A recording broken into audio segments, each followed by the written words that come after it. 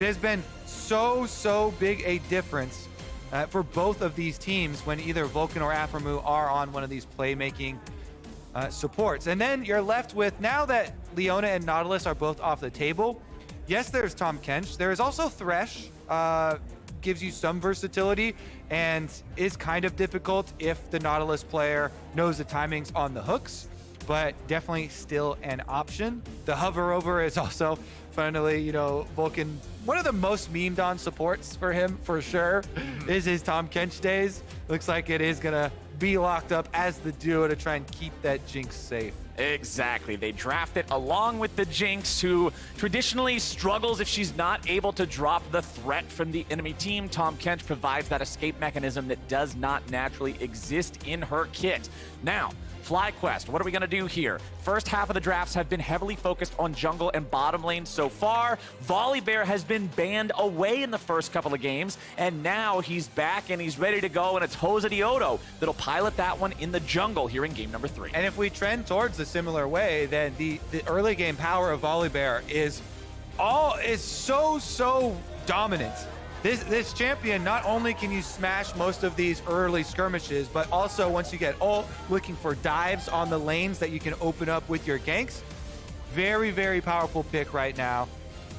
G2 using it very effectively earlier today as well. A couple of hover shout outs here. It's funny how infamous a single champion has become, Flowers. I mean, one simple crocodile. The most infamous champion in all of League of Legends nowadays. The Trundle is picked up, though. I do like this option into the Volibear. The Trundle does have problems early, still, though, in the head-to-head versus Volibear. But later on, once you do get access to your ultimate and a red smite, then you have options for your front line there as well. And the pillar is actually very effective versus just the Q from Volibear. yeah. It will, because Volibear is one of the newer champions, get refunded once he gets interrupted on his Q, and so he doesn't stop him for too long, but it does put a stop to that initiation that he's going for in that instance.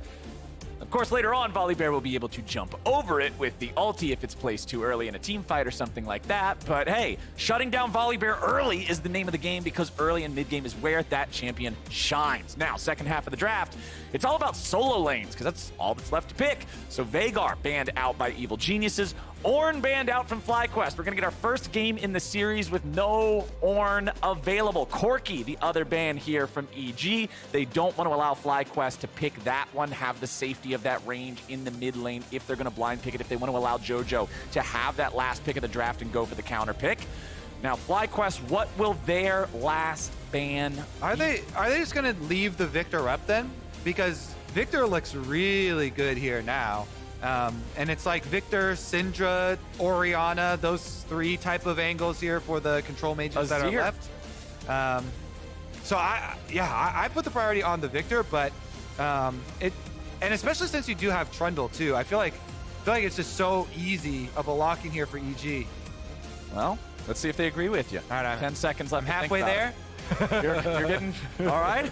Is it over the line? Is it over the finish line? We're almost there. Because then if you're looking back at the other side for FlyQuest on picks into it, it gets pretty dangerous. You can go with the Orianna, but you then lose out on the wave control.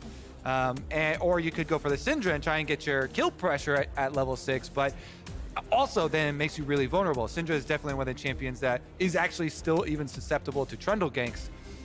So let's see what Takui actually digs into here. Either the Ori or the Syndra. Looks like it is going to be edged more towards the Orianna. It doesn't have a great Orianna ball delivery system. No. With Volibear and Nautilus, because both of those are kind of slower moving on the engage, not really instantaneous. Volibear has a cinematic jump with his ulti. Not so much of an action shot, but quite graceful for such a large bear, but not the best of shockwave deliveries. And especially when you're playing Orianna into a team that does have Tahm Kench on it, you usually want to have pretty snap placement on that to be able to get both of them in it or try and keep one away from the other. Is going to be the blind lock in there for the tank, and there have been so many tank punishers. You know, the Gwen, the Gangplank as well, very popular here for some of these carries that also scale alongside the tanks, but up into more fearsome monsters. Later on into the game, so much zone control with it. Barrel chains can blow up an Aphelios or an Orianna. Gangplank is so effective against Aphelios because Aphelios actually does decently well in the champs that dive in onto him, but Gangplank has so much range with the ultimate. Just drop on Aphelios' head. Oftentimes you'll get the flash there or the Gale Force there. Barrel chains, very hard for Aphelios to avoid, so I really like this Gangplank angle, not just into the Scion, but also looking into both of the carries here for FlyQuest. So see if Impact can actually be that tremendous difference in it. In addition, EG have invested early in the Trundle, means they can also shred the Scion resistances and have those options for front to back. And the big thing I'm looking at here is there's so much engage for FlyQuest. You've got Nautilus, you've got Volibear, you've got Scion. EG's engage feels pretty lackluster, but they're counter-engage with the Gravity Well, with the Devour, with the Gangstat. Quite a standard in terms of exciting finales. I hope we get to continue to see games like that going forward in this series. FlyQuest and EG head-to-head here again, all tied up. Games like that, Game 2, are what the designers were kind of aiming for with some of those comeback mechanics as well. To have a pick like that and have such an explosive comeback. So there is a history to that one. It is actually a very old image that was created out of those Vulcan memes on Tom Kench. And quite a cursed one at that. Honestly, it still haunts my dreams. I want to see... It's definitely going to tonight. I want to see a combo of that one. You know the one that's also Vulcan as like the green thing from Monsters, Inc.? I don't know, I never said Mike something, and he's in McDonald's and he's giving you your Happy Meal. Or I want to see that, but instead of Vulcan as the green thing, I want to see Vulcan Kench at McDonald's. I think that is the perfect combination of meme, but it's only usable if Vulcan does not perform. Otherwise, it needs to be Vulcan Kench in like, I don't know, a sports car or something. Like he's very successful. Oh my God, I want to see that skit now. Sports car Kench. Yes. come if into the EG store wins soon. Worlds, that's what Vulcan needs to demand. Sports car Tom Kench. But before you win Worlds, you got to win, your local league and everything like that. Well, you don't have to, but Vulcan has so many nice memes actually attached to him over the years. He's a meme lord. I appreciate it. Impact's just trading into Kumo here in the top side. Gangplank, of course, the nerfs to the parlay and grasp that happened a little while back make the laning a little bit less oppressive, but still pretty easy with a point and click, as Danny and Vulcan trade back and forth with Johnson and Afro here. But look at this jungle. Inspired went for the invade, and he placed this ward to see if Jose transitions over. His timing there was trying to punish a full clear Volibear. He was trying to punish a Volibear that also does Krugs, but Jose skips Krugs. So then he comes over instead and actually catches that invade, sniffs it out here, even with the extra ward given over there by Inspired. He loses out in time because of going for that. He tried to skip basically the route there for Jose, cut the Volibear off before Volibear could get to topside, and that was all in the endeavor to help out Gangplank and isolate the Gangplank matchup so that Impact could get the most out of this, Gangplank into tank setup up here, trying to harass him and push the wave in, get his early farm on. So since that early jungle attempt was thwarted, it means Impact's situation is much more dangerous. And Impact is actually going to not feel that pressure just yet because of a nicely placed ward there in the river. Means he just takes a couple of steps back and Jose can't find an angle. And he's got that one placed because they know that Jose is up there, even though Inspired had to back off from stealing the blue. They got the preemptive ward that Inspired placed by the Wolves to try and see if he was going to be found out in his attempt. And so in the end, it is going to be Jose and Inspired both looking towards mid. Well, Jose's coming in, maybe looking for the... Nope, never mind. All right. Inspired's coming around, though. Takui gets caught in the pillar. Laser hits him. Inspired forcing the flash and just clubs him upside the head. Unfortunately for FlyQuest, Takui's second Orianna game starts like the first. Does everyone underestimate Trundle ganks, Flowers?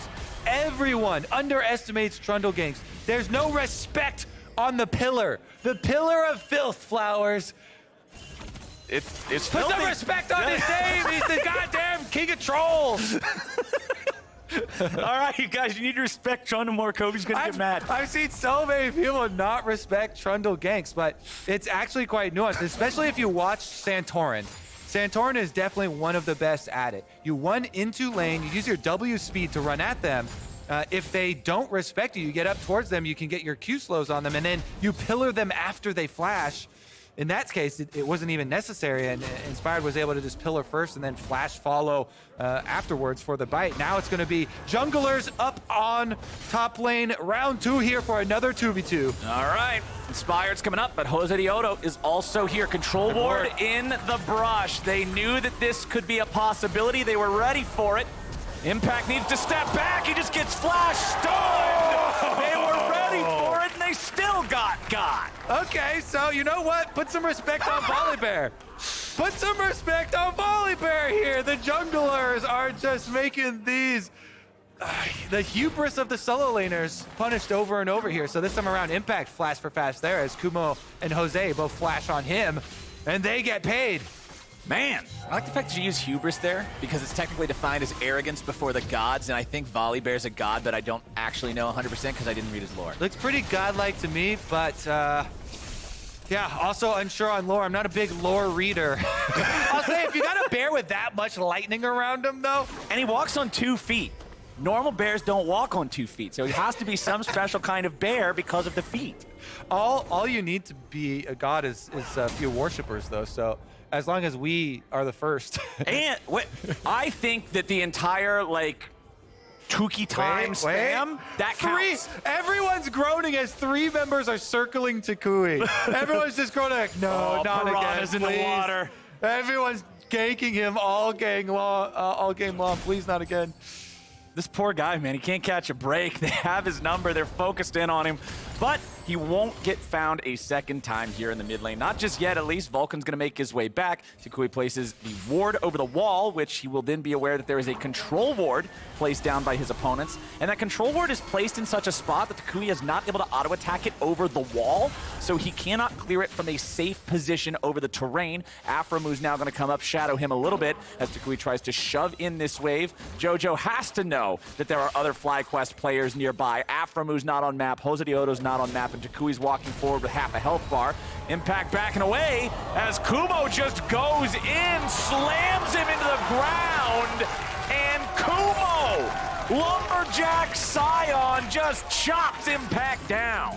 Because I like to delve into some of these things, actually, I'll wait until this flash. Oh, Johnson! He's going to be the focus here at the start, but the counterattack is coming through, and it's 1-for-1 immediately at the very start. Afro and Jose walking off, Inspired and Vulcan doing the same, and the AD carries are traded out. But critically, Danny still has his flash after the scuffle.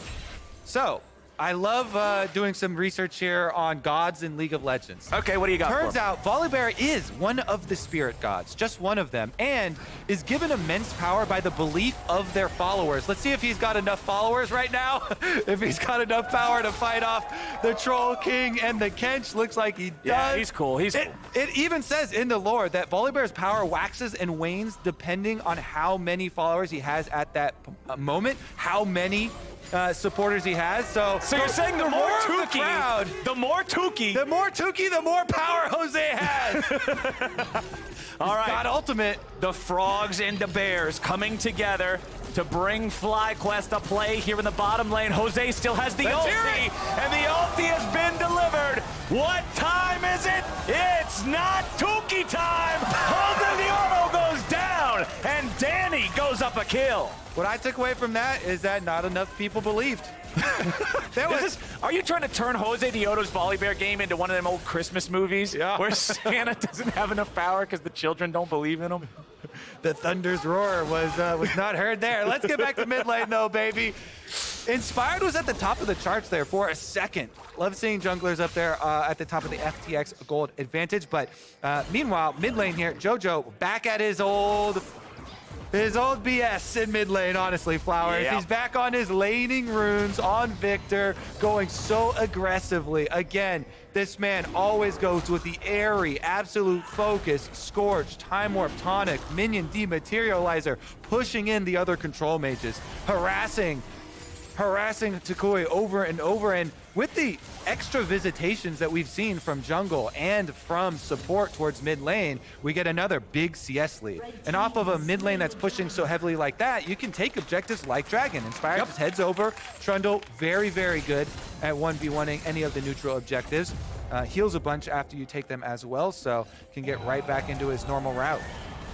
And now up in top side, you can see FlyQuest is going to look towards that Rift Herald themselves. You can have a ping on that. Control ward in the pit from Evil Geniuses lets him know that something is up. But the problem is, Kumo has control up here. Kumo's feeling great, 2-0 on the Scion. One of those was a complete solo kill against Impact, so he is not struggling in this tank into gangplank matchup whatsoever. EG is able to move enough manpower towards that Herald pit in time to stop the take.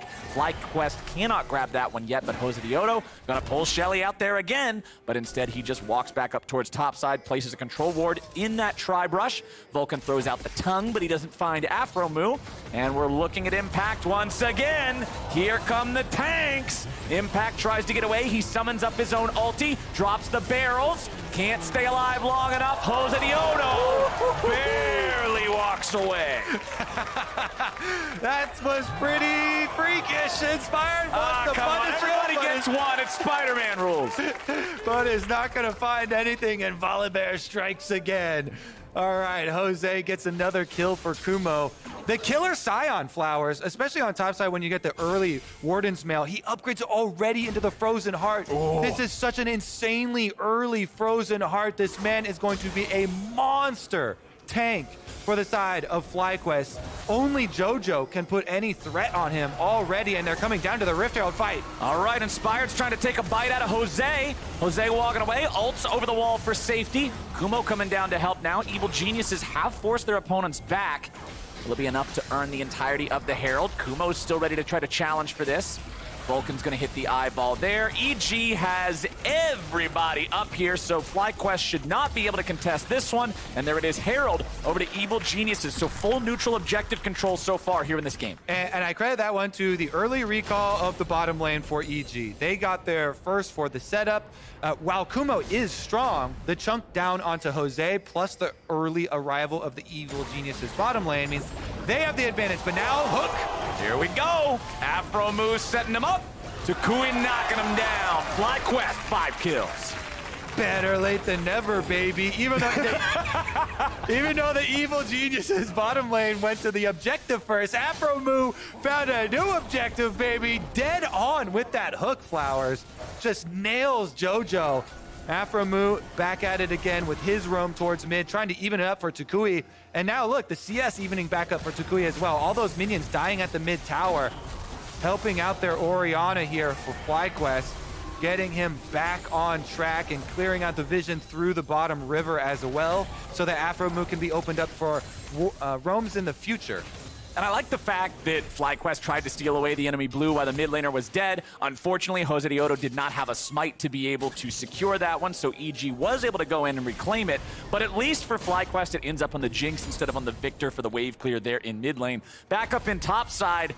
Man, Scion is just having the time of his life up here. Has HP from the Bomby Cinder as well as the W passive. All the armor and the mana from Frozen Heart that allows him to spam spells to his heart's content. Plated steel caps completed. There are a lot of auto attackers on the enemy team. This is the Jinx, this is the Trundle. Gangplank's attacks as well as his Qs. Plated steel cap's gonna get a lot of value there. Kumo's set up to be an absolute menace when we get to the big fights. Yeah, and he's looking for a big ultimate. Where's he going?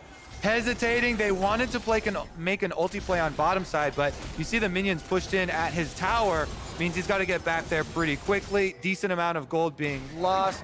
Let me see if there's a cannon up there soaking. There is one cannon, so it's delaying, but the cannon's going to die off, and a decent amount of the rest of the minions too. So the attempt at the Scion ultimate play towards the bottom half of the map is definitely going to cost him pretty significantly, as well as a rotation over here for EG. Now Jose's got ult out of there. I like the idea from Jose to try to stall this Herald, make it so they can't actually get the good use out of it. Unfortunately for him, there's way too many people nearby, so it doesn't work, and he has to ult out to safety. So in my personal experience, what I have found, if you are a jungler with the Rift Herald, as long as you activate it within the range of the tower to start its charge, you can activate it even if there's one opponent there, but if there are two and one of them is a jungler with smite, they can kill it off before it will get the charge off. Otherwise, it will have enough health, even with them proccing the eyeball, to finish the charge. Here's the setup on Dragon, though. They clear out that vision, and there we go! Oh, Jojo Pune's the target, but he tries to turn it right back around into Johnson. He says, I might be dead, but you're coming with me.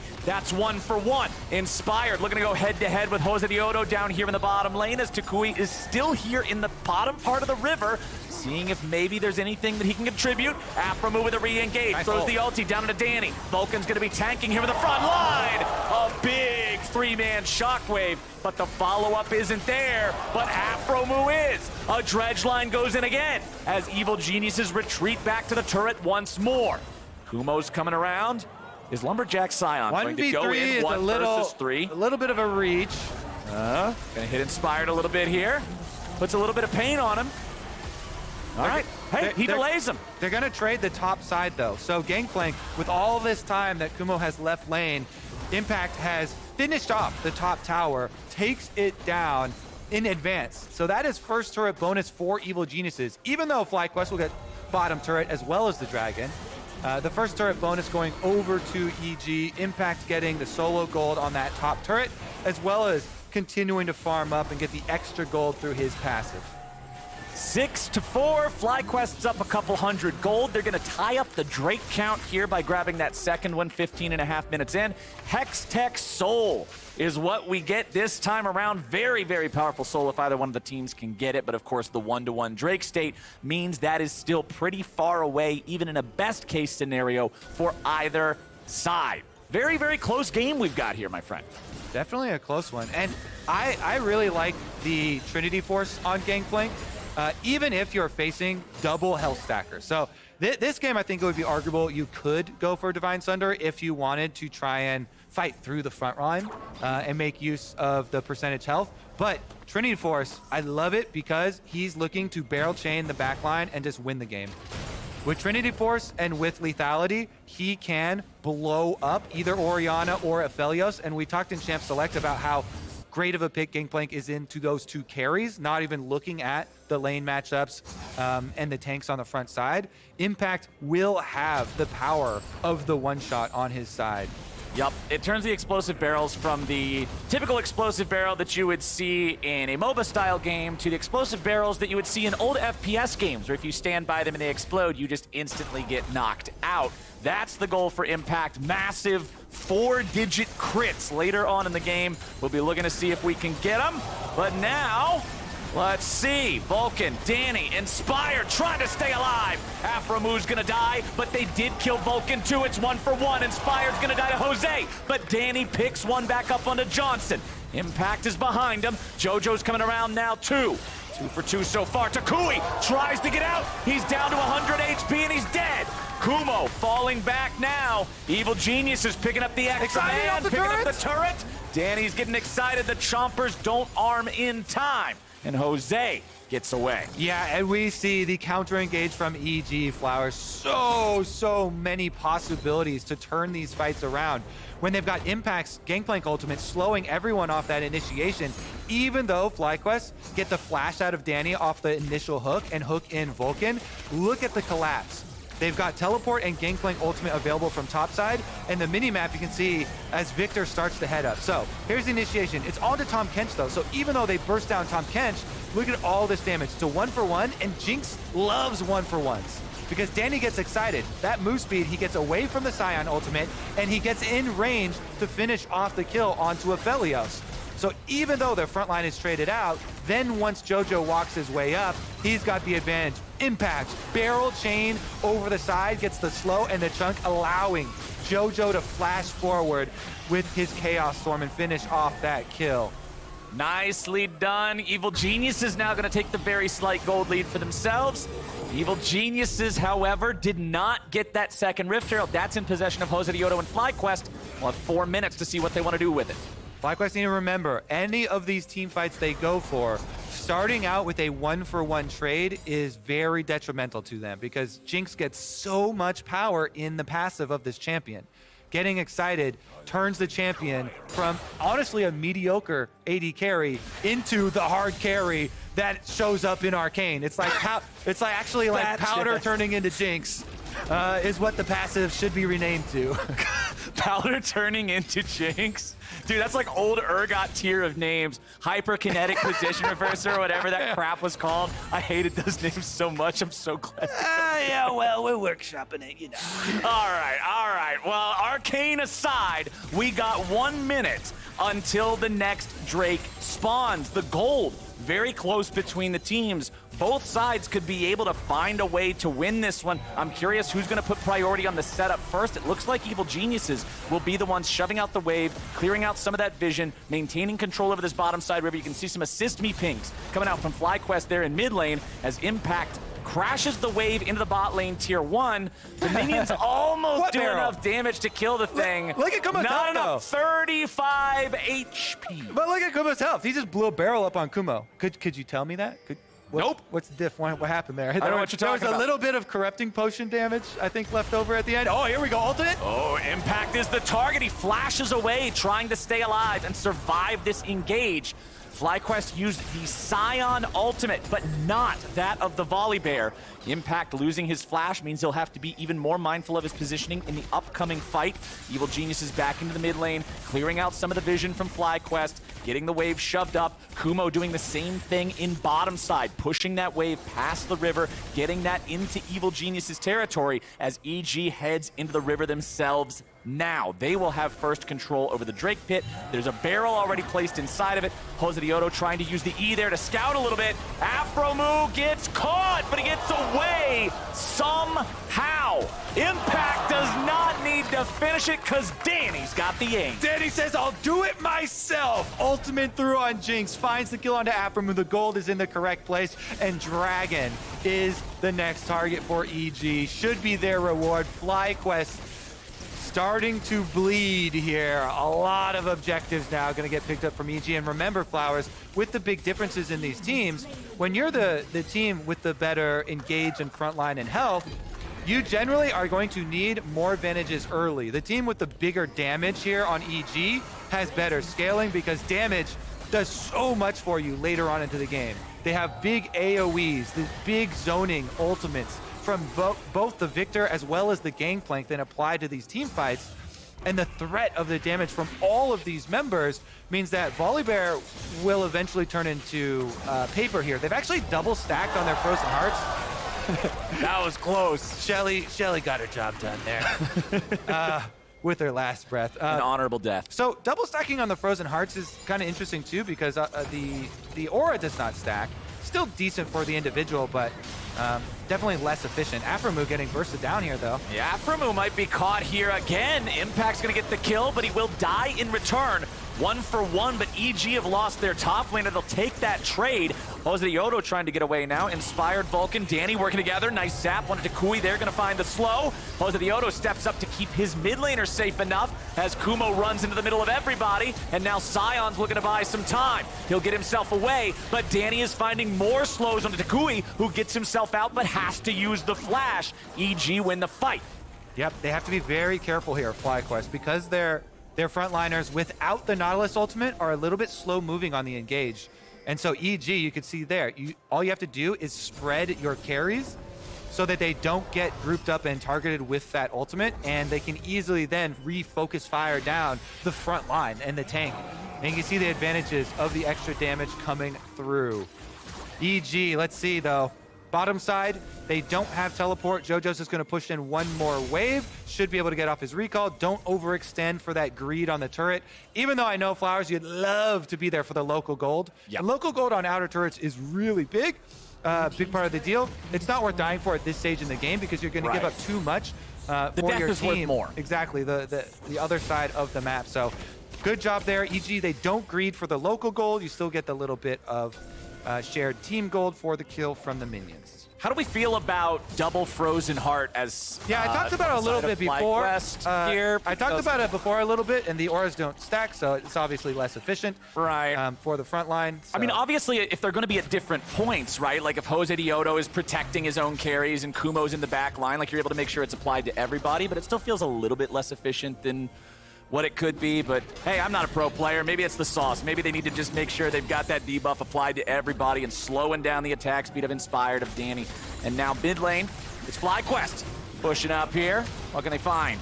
Not a lot. Barrel hits towards Johnson, but not a ton of power still in those. There's 2 items completed, Trinity Force plus Collector. Collector does have some crit on it. The next crit item being built now. He's got the cloak in the inventory, so maybe we can see some of those huge numbers here, but it's still heavily up to RNG.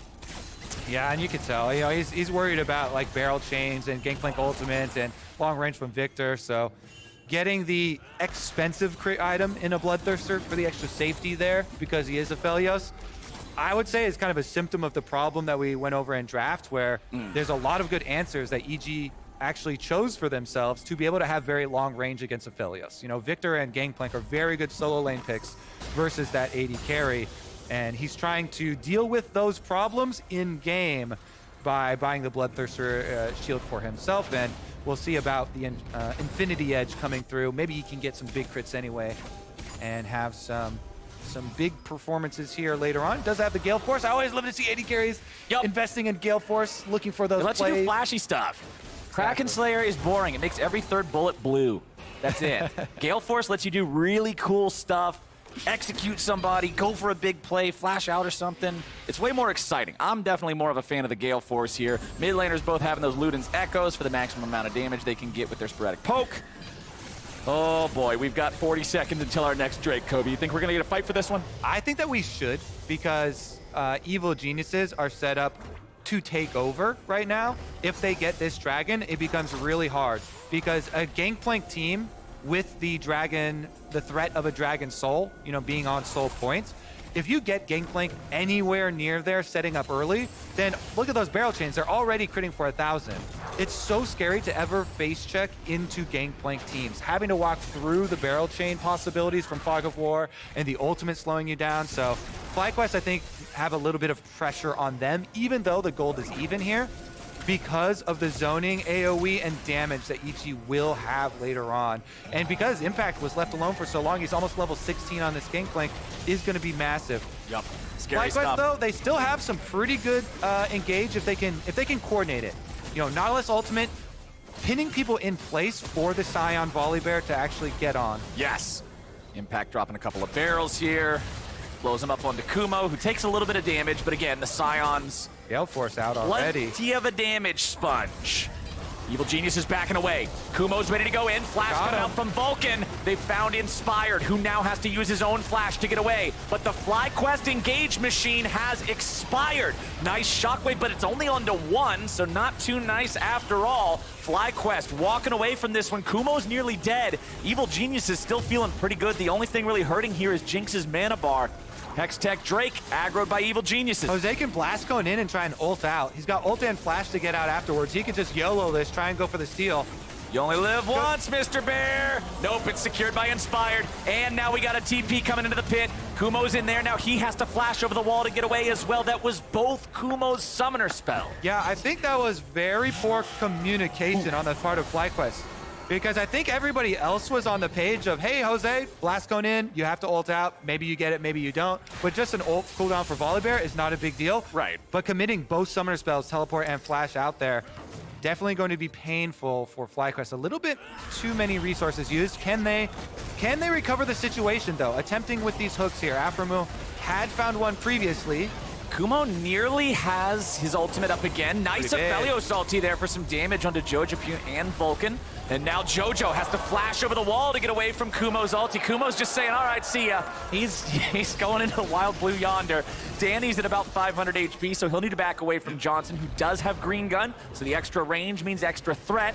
Kumo gets the wave shoved up here in the bottom lane, and Evil Geniuses send Impact to go answer. I like that we did get to see that Infinity Edge in use, Flowers. Johnson had just completed the Infinity Edge, 3-item power spike for AD carries. He is definitely threatening if you can have the range and if you can you can hold on to target. So a couple of key flashes. We will definitely be remembering that flash here on the Victor. Vulnerable Victor now. Kumo's ultimate, very valuable through the river and all the way down to those minions. See about punishing that Victor. He has picked up a stopwatch, though. Always have to check inventories to count for these for the next team fights. They're everywhere, my friend. You got them on both mid laners and both junglers and Afromu. There's going to be a lot of that noise in the next team fight. So every time you emphasize and on someone else, he's tapping the table which the mouse is on and making it draw crooked. Oh, my bad. I didn't realize that. My painting here, Flowers. My canvas. I'm sorry I messed up your art. It's still perfect to me, damn it. Oh, now Impact might just get jumped on by Jose Dioto, but it's Jose who has to try to get out now, using the ulti defensively to make sure he escapes here. Kind of squeezing in between those barrels, too. Let's see what EG can actually spread to. Because, again, EG have time on their side, Flowers. Yes, sir. 3 dragons. They're just looking at soul point after soul point after soul point arriving. Every consecutive dragon now should be an opportunity for EG to set up in that bottom river and litter these rush with Gangplank barrels. All of them barrels all over the place, and they're only going to get scarier and scarier. Third item for Impact is the Lord Dominic's Regards. You see that up in his inventory now, so plenty more threat onto the heavily armored targets like Kumo and Jose Dioto. Whenever they step within range of him being able to chunk those frontliners down could be very important. We almost got to see it in that last one, but it's funny because the barrel chain, the Venn diagram didn't overlap over Volibear, and Jose, got to jump out, and so we didn't get to see the big chunk of how much it would do on one of these frontliners. But that is definitely the idea. And the barrels already have their innate penetration, so it's just tons of penetration here. Plus the possibility of blowing up on the backline. So plus Infinity Edge coming up next. Yeah, every barrel is going to be critically important here. Was that a freak tier 1 too? Is it accident? You did one earlier. All right, fine. So we're even then. Just no judgment. I'm just making sure that it's all getting recorded here. Fair. All right. We are equally suspect. Okay, 1 minute and 15 seconds before our Soul Drake and they're going gets deep. it. But now they're really pushing here in mid lane for this tier 1 turret. FlyQuest wanted it, but Gangplank ulti denied. That's a big ultimate that is out just from threat. FlyQuest threaten that they're going deep. They walk up menacingly and they get the Gangplank ultimate down. That's a huge ultimate. They think that cooldown is big enough for them to force on Baron. Impact does have Unleashed Teleport, could arrive to the fight. Ooh, this one's gonna get interesting, man. Afromu taking a little bit of damage. Jose Dioto here in the front. Aphelios ulti already shot out. It's gonna be Inspired, focus down first, but a nice stopwatch to drop all of that aggro. He'll be able to walk it off. Johnson eats a little bit there from the zap out of Danny. You're gonna see Kumo on the front line trying to keep everybody away with the CC. Evil Geniuses scares him off the Baron. And EG, they continue to flex this range and damage, burning down the front line. Every chunk on the front line gives them more space, and the dragon arrives in 15 seconds, Flowers. There's chunks off of all the frontline members of FlyQuest. They're recalling now. This is going to go to Soul for EG. Exactly. They kept FlyQuest occupied for so long. Jose Dioto is just now running back out of the base. The Drake is spawning. Hexgate. EG can just zerg this down, take it, and guarantee that they're able to have the Soul. There it is. Now Kumo finds himself in the middle of everybody with a Hextech Soul heading towards him. Loses a little bit of HP. EG loses no one. Soul for free. Yep, this is huge. They've got such strong range advantages, and they can melt the front line, as you've already seen, poke out the front line of FlyQuest. The EG collapsing there. Now that all that's left for them is to actually get the team fight. Oh boy, FlyQuest back onto Baron. Evil Geniuses. How are they going to approach this? Impact is going the long way around. Afromu already engages, but Vulcan's got the save. Jose Dioto wants to get away, but he's only gotten away right into Impact's waiting arms. Impact picks him up, and there's already 2 dead on FlyQuest. Impact once more. Double kill over to Gangplank. Make it a triple. He just got paid. Evil Geniuses mops him up. Kumo's trying to get something back for the team, going for the minions. Some damage on mid, but that's all they can hope for. Flowers, all that was left for them to get the team fight. And FlyQuest pinned themselves in around Baron. That is dream scenario for Evil Geniuses. What are you guys doing? You gotta help him. You know, he's chilling. It's just a Baron. He didn't All even right. have his smite yet, so he actually needed somebody to come back and help him. I mean, everybody is alive, so What is this? they want a longer duration. The only explanation would be that they want it for a longer duration, a couple extra seconds. That was a poggy-woggy Baron. I love that. I have no idea what in the hell I was looking at, but that was great. Yeah, I mean, I think they just want to maximize. They're min-maxing the time that they can wear it while they're pushing. And, I think it's for BM. and that. Sending the message, baby. Okay, so EG, they just picked up the Hex Soul. They actually want the fight, and so all they have to do is stop FlyQuest on this Baron. They come up. The Tom Kench immediately eats JoJo. He comes back out with a giant shield on his back and quickly finish up on that first kill. It's just a murder over here, Flowers. There's nothing else to say there. They're tracking down every FlyQuest member. Only the Big Daddy tank gets out with Sion going mid and getting nothing for his troubles. Now, Evil Geniuses are on the gates. They're on the steps here of the FlyQuest base. 5 minutes ago, this game was 300 gold apart. It is now 7,000 gold apart, plus a Hex Tech Soul. Evil Geniuses got everything they need. They should be able to just send this one home. FlyQuest stuck inside their own base. Going to need a pretty big misplay from EG, quite honestly, if they want to have a chance to come back in this one. EG's still got that Baron for the next minute and 45. They're going to go into the 4-1 split with Impact being mid, everybody else setting up shop here in bot lane, just allowing those cannon minions to get whatever poke they can find. Impact will keep exploding the barrels, forcing the waves into mid, and now Evil Geniuses just have to play it slow, play it cool, and play for these objectives. Looks like we're going to get a recall instead, or are we? Maybe just baiting FlyQuest in a little bit. Nope, FlyQuest have no vision. This map is not very well lit. FlyQuest finally get the chance to come back outside of their base, but EG will return soon. Yes, they will. And it should be a pretty straightforward siege for them. They've got very, very strong range for themselves with all three of their carries. Both JoJo and Impact, by the way, already level 18. 2-level lead here for JoJo over Takui. Chasing him down mid lane. They might even get a pick early. I can't get Kumo. That's the one guy on FlyQuest that you really just can't try to burst out and explode. Yeah, maybe you could make the argument for Jose de Odo too, but he doesn't have half the health that Kumo does. He's coming back in, looking maybe for an angle here.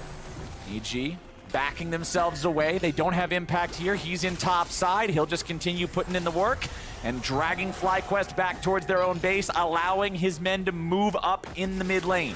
Yep, easy work there for Impact on the side, pushes the wave up. He's got Baron buff, chunking down Kumo as he passes through. Jose gonna try and 2v1 him, but honestly, that Gangplank likes those odds. Yup.